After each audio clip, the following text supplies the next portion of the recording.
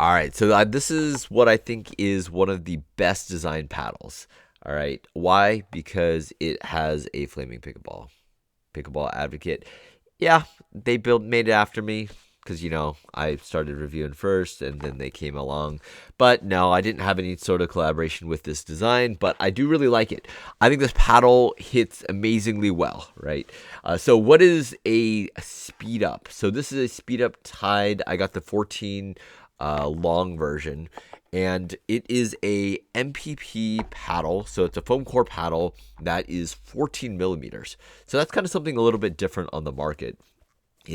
So MPP is a little bit denser of a foam. So there's EPP, which is like large beads of foam, and then MPP, which is like microcells of foam. So then they have it in here.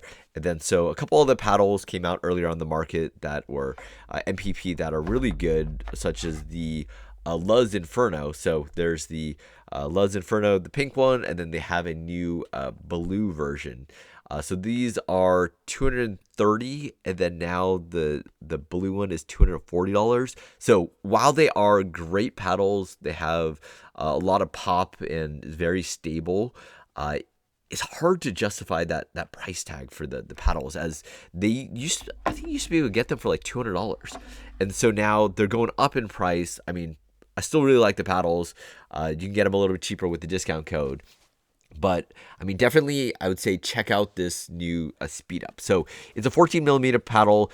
It hits really well. It hits really hard once you weight it up. So I got it with a weight on the bottom and then some weights on the side here, and I've been loving it for singles because it's very maneuverable.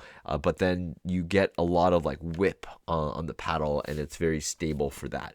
So it's been a really fun paddle to play with because it has that like lower thump feel of the MPP, not as like deep a feel that you get with like the Luzz Inferno, but it still has that like good response when you're blocking and countering. So that's why I really like the MPP feel, is when you're going for a reset block, it's very predictable in terms of how much power you'll produce like when you're blocking.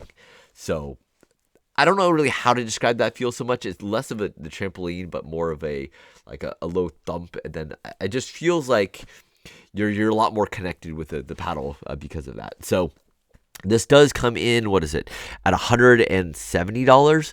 I don't have a coupon code or anything now, but I'll be sure to link one below when I do get one. But yeah, so $170, maybe even cheaper. I mean, it is a very good paddle. It is very gritty as well. Let me compare it to the Inferno. Yeah, so the grit is up there with the Inferno. So I would say, yeah, this paddle has been playing really well. Loving it for singles. The difference between this and a couple other paddles is obviously the shape. So I pulled out my old 11624. They even have like a kind of similar like color like gradient. So this is the 11624 Pegasus. So if you look at the rounded top, it's very similar.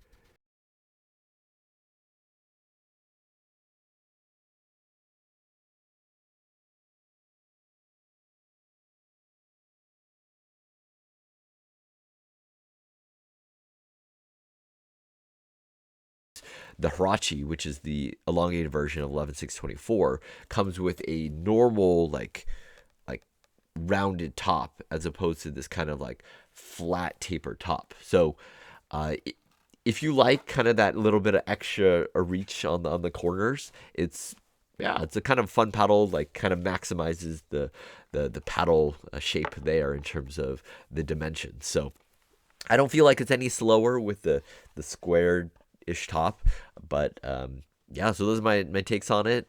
Hopefully you guys check it out. I think it's a newer, smaller company, but the paddle's been playing great, and hope to try to get some of the other shapes to kind of compare those ones as well for the speed ups. So, all right, see you guys later.